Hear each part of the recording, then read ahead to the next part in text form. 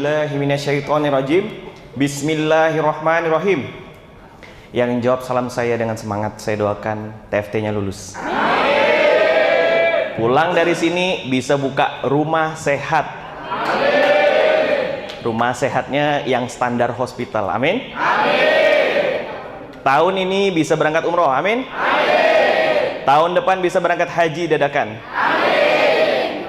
Assalamualaikum warahmatullahi wabarakatuh.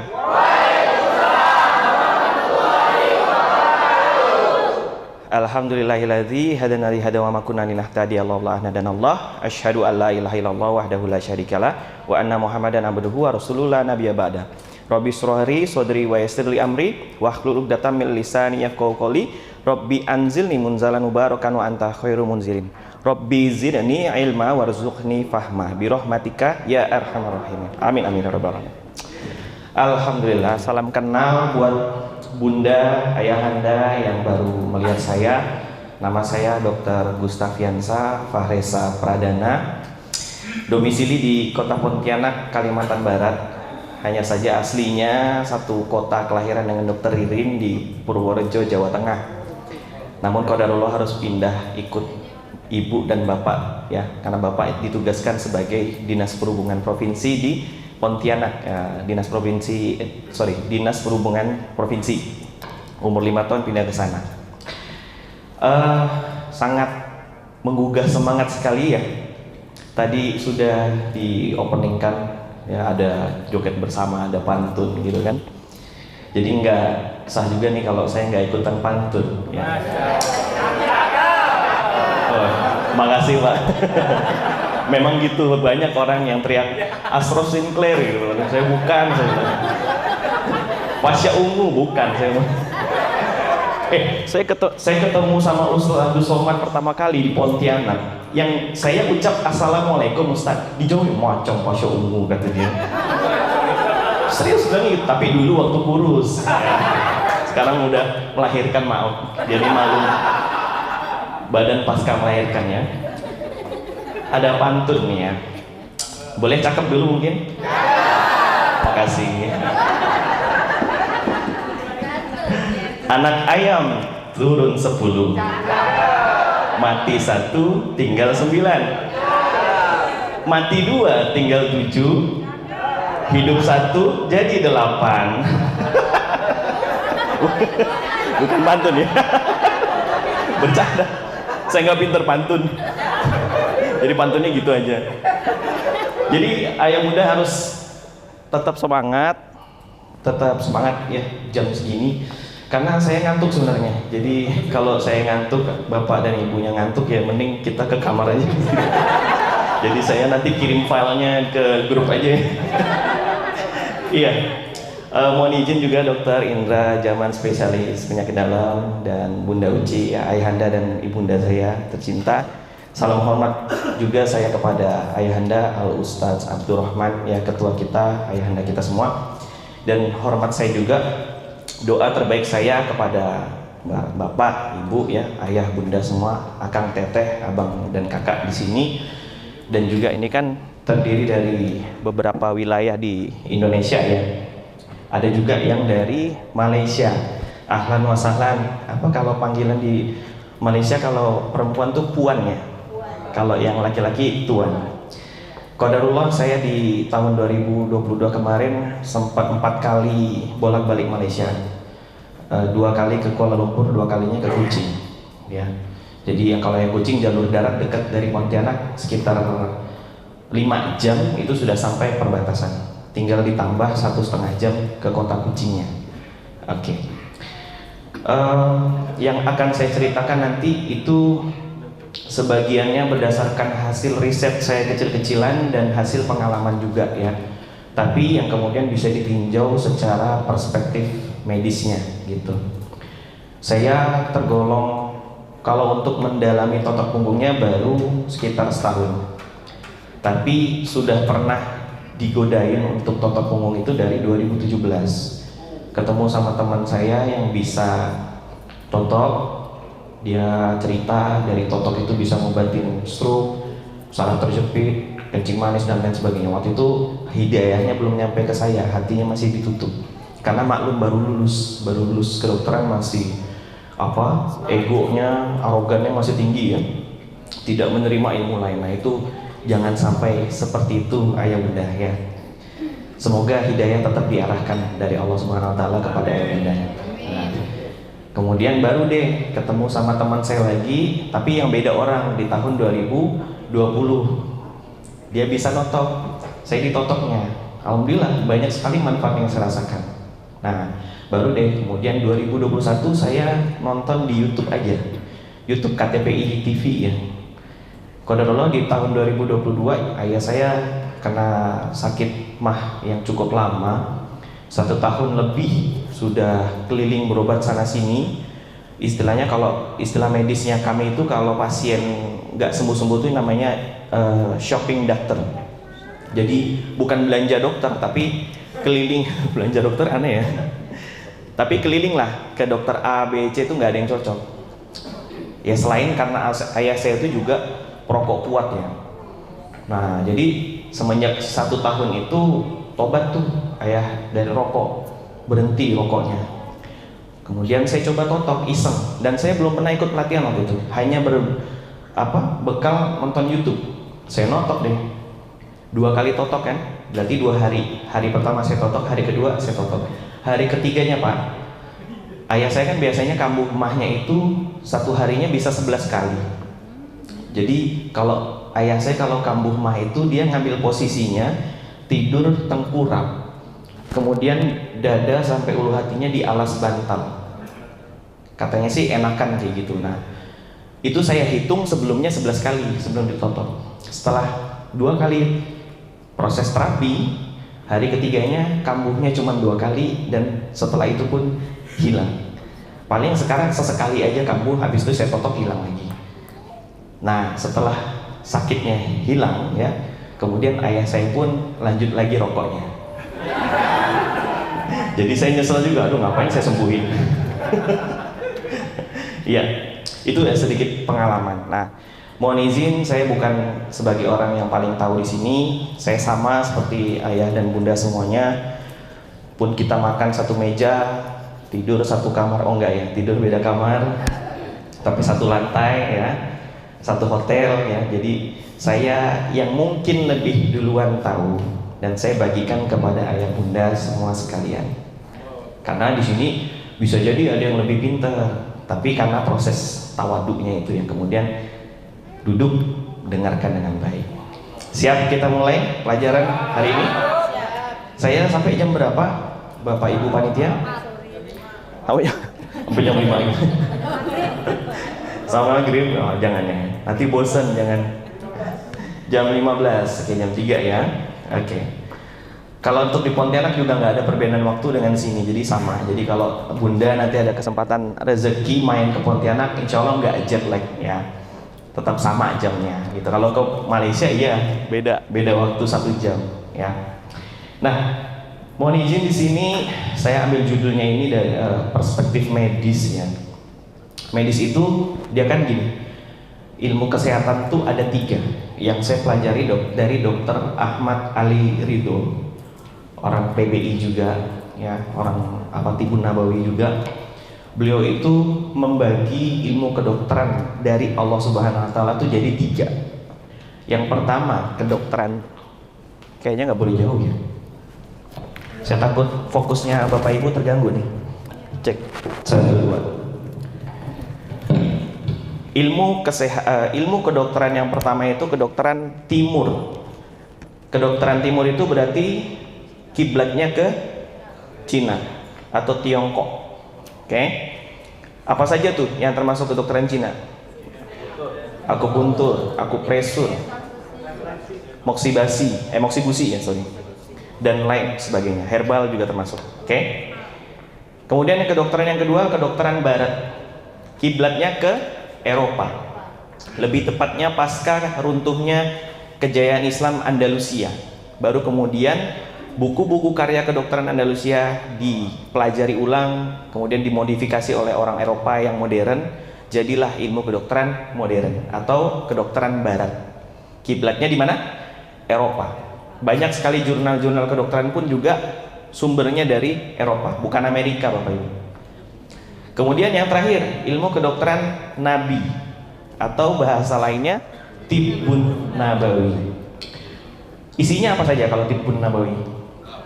Luas ya, bukan sunnah, ruqyah syariah. Totok punggung masuk nggak? Masuk, ada hadisnya. Kan syarat di buku ilmu bekam PBI, syarat dikatakannya dikatakannya sebuah pengobatan itu jadi Tibbun Nabawi. Yang pertama, diamalkan oleh Rasul. Yang kedua, dilakukan oleh Rasul. Yang ketiga, dianjurkan oleh Rasul. Nah, totok punggung ada hadisnya ya. Rasul sedang dijawil-jawil punggungnya.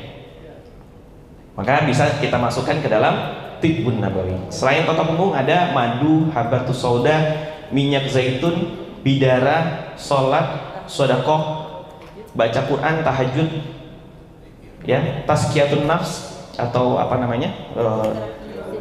Terapi pembersihan jiwa ya. Maksudnya memaafkan, gitu kan? Berbaik sangka itu juga pengobatan. Jadi jangan kita menganggap pengobatan itu yang diterapi atau yang berwujud, karena dengan hati kunci utama untuk sembuh ya. Jadi 3 perspektif kedokteran tadi, harapan dari saya kita komunitas KTPI ini bisa bersahabat dengan mereka. Kita juga perlu dari sudut pandang medis itu perlu. Apa yang bisa dipakai dari medis kalau kita hubungannya dengan totok punggung apa? USG perlu. Makanya saya di Rumah Sehat Jalan Pontianak, saya siapin alat USG. Mahal ya memang, 65 juta harganya. Jadi sambil ditotok, before afternya dipantau pakai USG. Nah, jadi ayahanda, ibunda semuanya dapat pasien yang kira-kira sulit, itu jangan dibabat sendiri. Ambil before afternya. Bu, sebelum terapi ke saya besok, hari ini bisa nggak USG dulu atau ronsen dulu? Tujuannya apa Pak? Buat dibandingin sebelum dan sesudahnya. USG dulu, terutama yang misalnya hubungan dengan kanker atau tumor. Tumornya di dalam perut, siapa yang mau lihat? Bapak Ibu mau dikatain dukun nggak? Nggak mau kan? Nah, makanya perlu ada perspektif, sudut pandang atau tolak ukur. Apa yang bisa kita gunakan? USG, ronsen, EKG, tahu nggak? Rekam jantung itu bisa dipakai juga. Jadikan banding. Saya pernah di Pontianak riset kecil-kecilan, bukan kecil-kecilan lagi, sangat kecil karena penelitiannya hanya 1 orang yang saya teliti.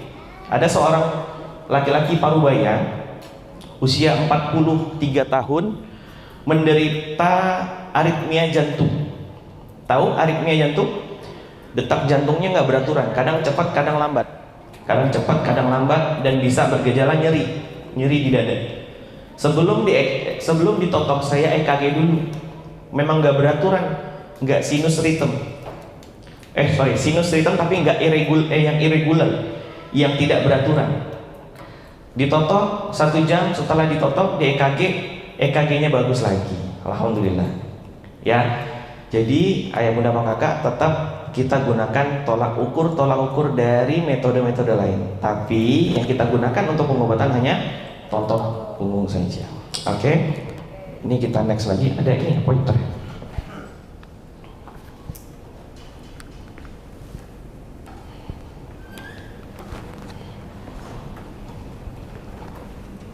Nah, Bapak Ibu mohon izin, bisa dilihat di layar depan ini, alat bantu saya menunjukkan ada 3 aspek yang itu dimana itu sangat ada di badan kita. Input, sistem, dan output. Input artinya apa? Segala sesuatu yang masuk. Berarti apa saja tuh? Makanan, minuman, suplemen, dan lain-lain semuanya itu masuk input. Yang kedua, sistem. Sistem itu badan kita. Ada yang di sini yang nggak punya paru-paru siapa? Punya semua? Punya jantung? Nah, itulah sistem. Oke. Kemudian yang output artinya apa? Keluar. Oke. Berarti apa saja? yang bisa kita golongkan ke dalam outputnya kalau manusia? Ya, oh mohon maaf, yang itu ya, pup, gitu kan? Mau air kecil, keringat, nafas termasuk ya? Suara termasuk nggak output? Masuk. Artinya kalau input apa yang kita terima, output apa yang kita buang atau yang kita keluarkan. Dan ini maksudnya tubuh manusia itu sebagai saluran yang harus mengalir. Bapak Ibu di sini punya penampungan air, ada kerannya, ada tempayannya, ada tempat nguras airnya. Kalau di antara salah satunya bermasalah, kira-kira bisa dipakai nggak airnya? Nggak bisa. Kerannya nggak bisa dipakai, airnya nggak keluar. Tempayannya banyak lumutnya, nggak bisa dipakai. Pintu keluarnya apa tuh di bawahnya itu? Keran di bawahnya ya. Kalau kemudian kerannya kemudian mampet, airnya nggak bisa kita kuras. Jadi badan kita itu harus sifatnya mengalir. Contohnya apa? Jantung dan pembuluh darah itu sifatnya saluran. Saluran limfe itu apa lagi? Dan tahu nggak? Ternyata kulit kita itu juga saluran isinya. Bapak Ibu pernah ngelihat anak kecil alergi? Merah-merah kulitnya. Biasanya gejala anak kalau kulitnya alergi merah-merah itu kulitnya kering dan bersisik. Itu artinya sawar atau saluran di kulit anak kita nggak bagus, mampet. Dan kalau kita totok di bagian paru-parunya ada penebalan biasanya. Saya dapat 3 pasien seperti itu, termasuk yang di Istiqlal kemarin.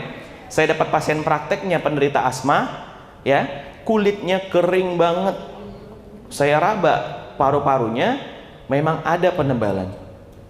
Oke, jadi kalau dapat pasien dermatitis atopi, ya itu nama medisnya dermatitis atopi atau alergi kulitnya biduran, yang ditotok paling banyaknya bisa saya sarankan di daerah paru-paru, Pak.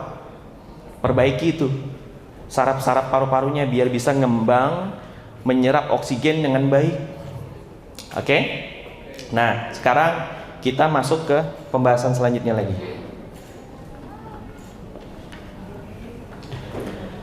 Ini ada sabda dari Rasulullah SAW. Bunyinya, ya, kesembuhan itu terdapat pada 3 hal.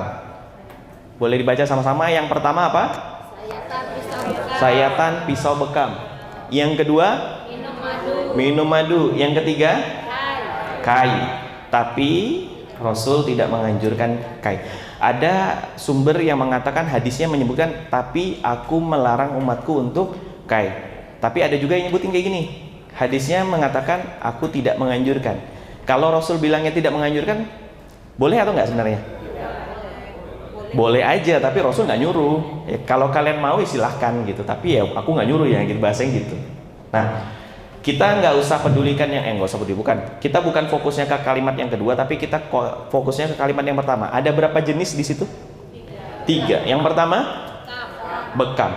Yang kedua madu. Yang ketiga Rasul. Kita sepakat nggak? Rasul tuh manusia paling pintar di muka bumi ini selama sejarah kemanusiaan. Sepakat? Dan sepakat nggak kalau Rasul itu dapat ilmunya langsung dari Allah?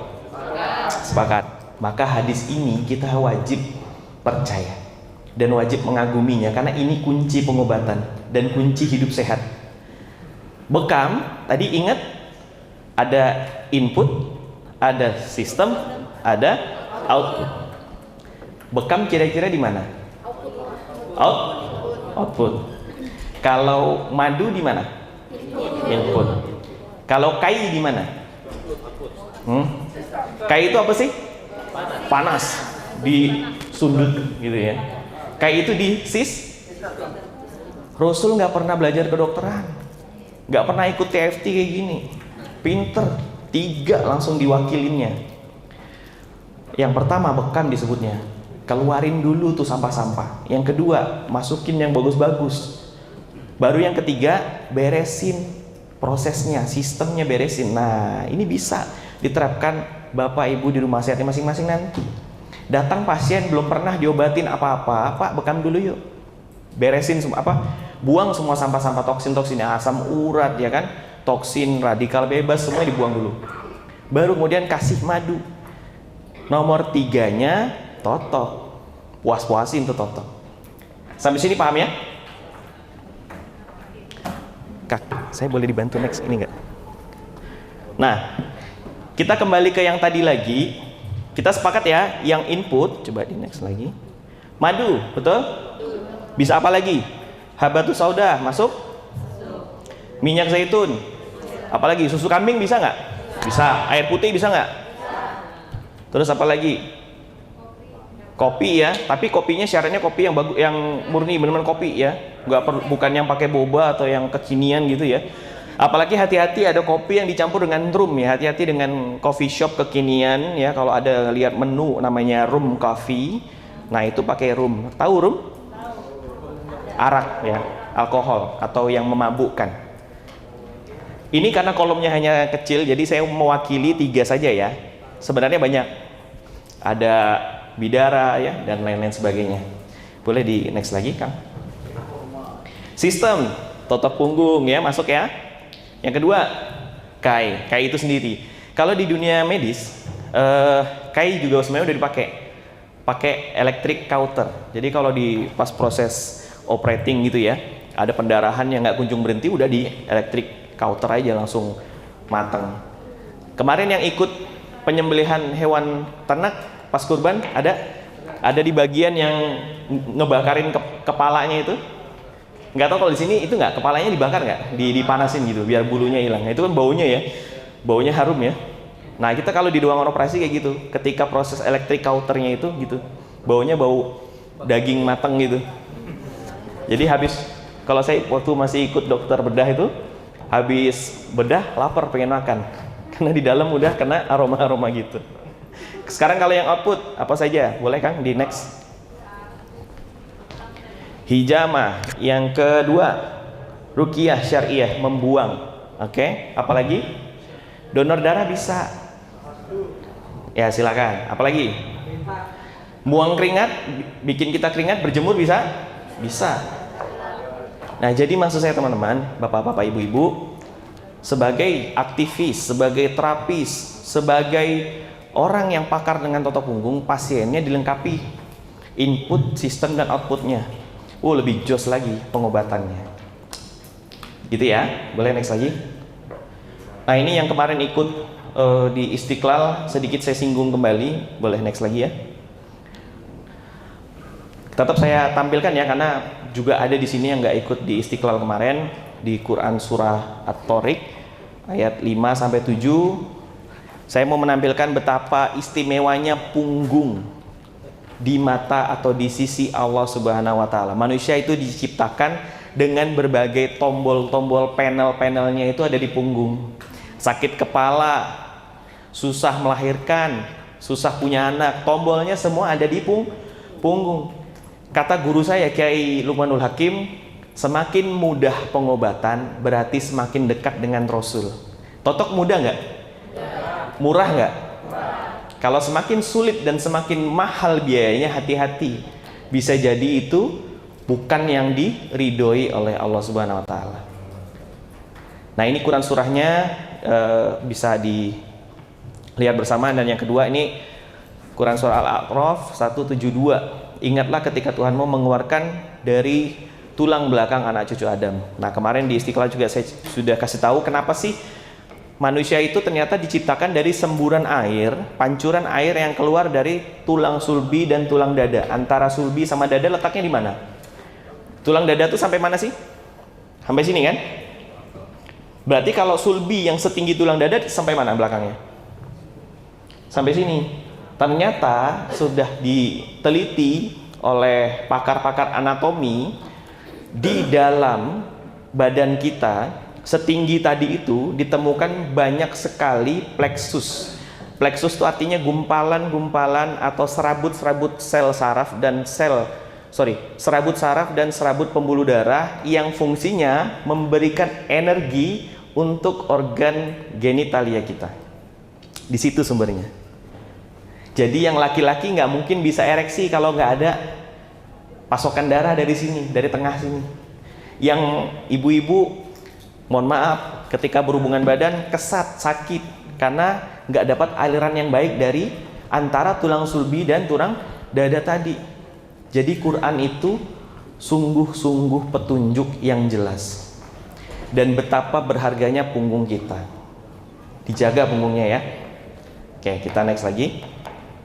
Nah ini saya kembali ingatkan penciptaan manusia yang urutan pertama nutfah. Ya, nutfah itu kalau yang laki-laki berarti sperma, yang perempuan atau wanita sel telur. Bertemu jadi satu, jadilah alaqah. Alaqah itu berarti jadi seperti kalau bahasa medisnya kita zigot atau embrio. Baru setitik aja. Berkembang kemudian jadi mudghah. Mudghah itu berarti segumpal daging. Kalau Bapak Ibu pernah makan permen karet udah dikunyah-kunyah pas mau dibuang, nah bentuk mudghah itu seperti itu, nggak beraturan. Segumpal daging, baru segumpal aja. Setelah dari mudghah kemudian jadi izoman. Izoman itu tulang belulang. Baru kemudian Allah lapisin tulang tadi dengan daging pembungkus atau bahasa Arabnya lahman. Coba lihat proses pembentukannya. Allah beresin gumpalannya dulu, betul? Gumpalan daging itu artinya isinya ada sel-sel darah sama saraf. Baru kemudian Allah bikin tulangnya. Baru kemudian Allah bikin jantung. Jantung termasuk dari yang bentuk mudghah tadi ya. Baru kemudian Allah pas masuk yang proses lahmannya jadi lambung, jadi usus, ada paru-paru.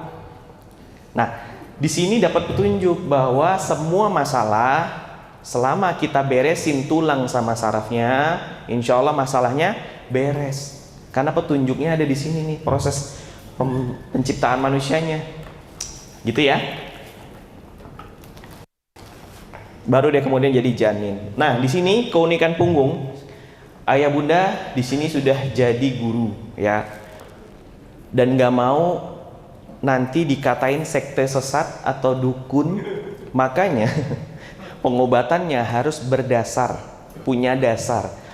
Dasar dari pengobatan toto punggung itu apa? Memecah sumbatan atau tumbukan lemak. Maka keunikan punggung adalah bagian manusia yang paling statis. Maksudnya statis itu apa? Diam. Ada yang bisa gerakin alis? Bisa. Gerakin hidungnya? Bisa. Kupingnya? Ada yang nggak bisa ya? Ada yang bisa, ada yang nggak. Kemudian ada yang bisa gerakin pundaknya? Bisa. Coba gerakin punggungnya. Itu pundaknya tetap.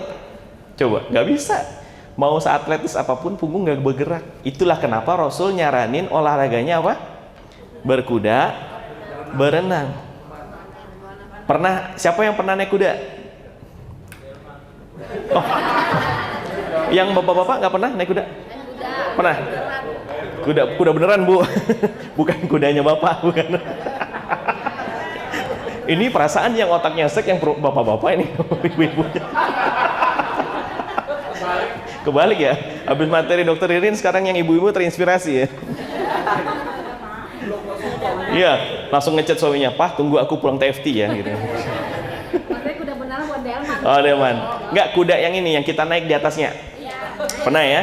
Nah, bagi yang sudah pernah ngerasa, ingat ya gimana rasanya badan diguncang, padahal cuman jalan doang tuh kuda, tuh badan kita diguncang dari bawah ke atas. Itulah kenapa zaman Rasul sampai para sahabatnya itu nggak ada yang kena kanker, kencing manis, sakit jantung, nggak ada. Mereka semua tuh banyak kan meninggalnya dibunuh ya atau penuaan. Ada hadis mengatakan semua penyakit ada obatnya kecuali tua dan mati. Jadi ini jadi satu akidah baru.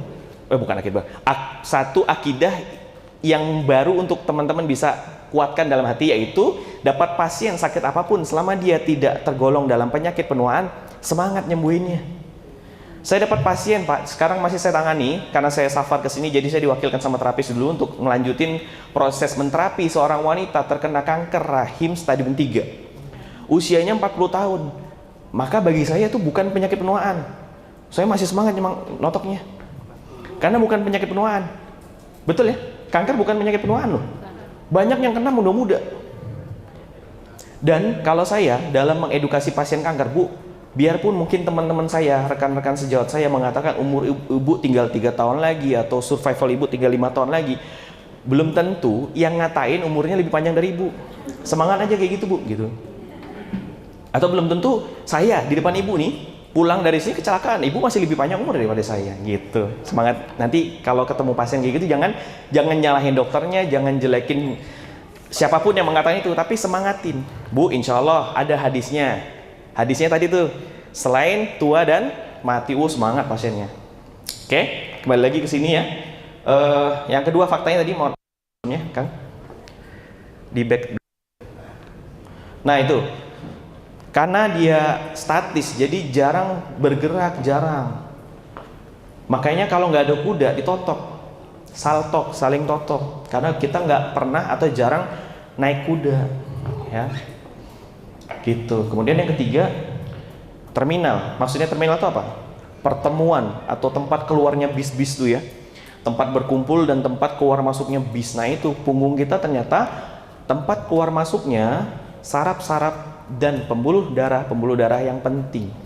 Dan saya baru dapat satu fakta. Saya habis diskusi bersama dokter saraf di Pontianak yang juga sesat seperti saya. Ternyata saraf terjepit itu ada 2 jenis. Catat.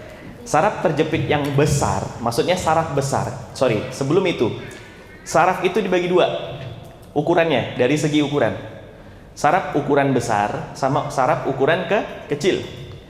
Kalau Bapak Ibu sering nyeri pundak, pundak saya nunjuk di sini ya, pinggang, atau pernah ada yang kena frozen shoulder, nggak bisa ngancingin atau nggak bisa naikin resleting, gitu, itu berarti ada saraf terjepit di sini.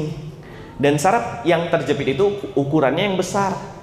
Beruntung Bapak Ibu kalau kena saraf terjepit yang ukuran besar, karena terasa, bisa diobatin. Yang susahnya kalau yang saraf kecil, kalau terjepit nggak terasa, tahu-tahu kencing manis aja, tahu-tahu gagal ginjal aja, tahu-tahu tumor di lambung aja misalnya, karena ternyata saraf kecil yang mempersarafi lambung tadi tersumbat oleh lemak, nggak menghasilkan nyeri. Itu fakta ya. Nah, jadi ingat 3 fakta atau keunikan dari dari punggung. Nah, jadi dengan Bapak Ibu menguasai ini bakal jadi guru para terapis-terapis handal, bukan guru para dukun, bukan. Dan yang kita sibukin, ingat pesan Ustadz Abdurrahman, kita nggak usah ngomongin organ jantungnya, kita nggak usah bahas tentang lambungnya, karena memang nggak semua di sini basicnya dari kedokteran. Takutnya nanti dituduh ngambil wilayah orang atau difitnah macam-macam kan. Yang kita ngomongin hanya punggung aja udah, ngilangin sumbatan di punggung gitu aja Bapak Ibu.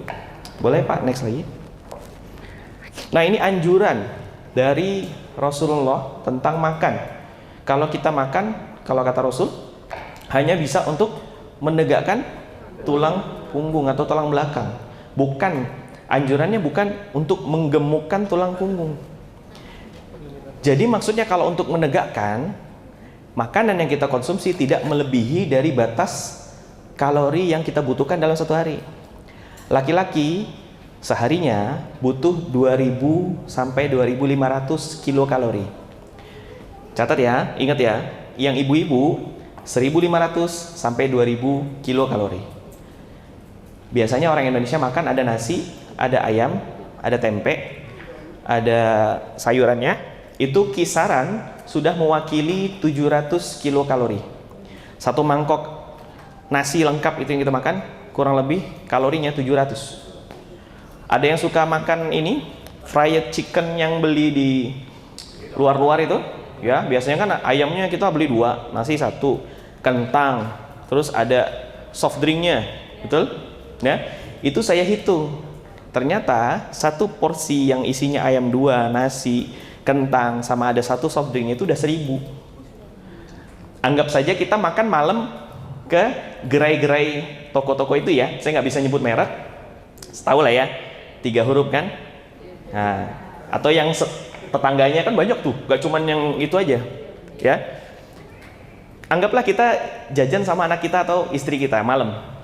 Makanya itu, pagi berapa, siang berapa, ditotalin, maka satu hari itu lebih dari 2.000 misalnya, yang ibu-ibunya, yang bapak-bapaknya mah masih kena enak.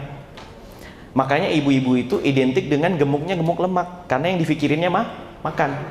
Kalau laki-laki gemuknya gemuk air, Pak. Bener, serius.